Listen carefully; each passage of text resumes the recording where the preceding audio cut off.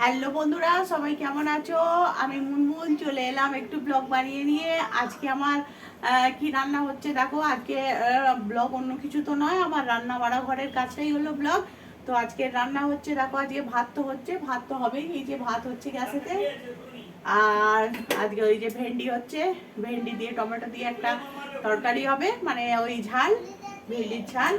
আর ডিমকে সেদ্ধ করে ডিমের ক্যারি হবে। এই যে পেঁয়াজ রসুন কাটা হয়েছে, ডিমের ক্যারি হবে। আর মেয়ের জন্য ডাল, কম্পালসারি ডালটা তো হবেই। আর আর আপাতত কিছু হবে না।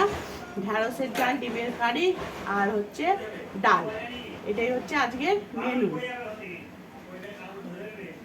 আর ভাত এখনো হয়নি, ভাত ফুটছে।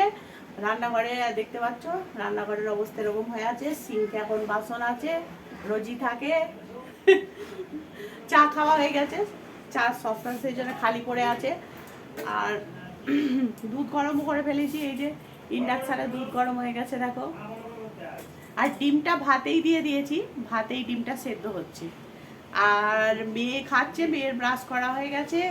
মেয়ের বাবাই ব্রাশ করিয়ে দিয়েছে, মুখ ধুইয়ে দিয়েছে, দিয়ে ওই ছাতুগুলো নিয়ে গিয়ে খাচ্ছে, কারণ ওকে খাওয়াতে অনেকটা টাইম লাগে। তো তো ওই যে দেখো ঘরে খাচ্ছে এখন,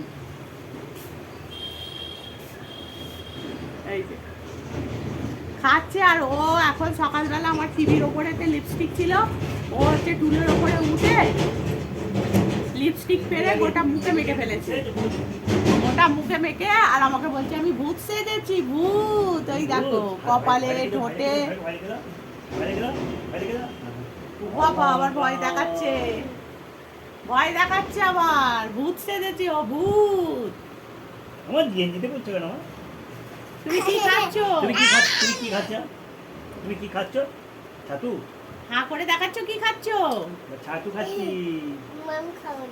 দূর পাগলা, হ্যাঁ, এই তো। এই ওরম করতে নেই। পড়ে যাবে। ও খাবার খেলে ওর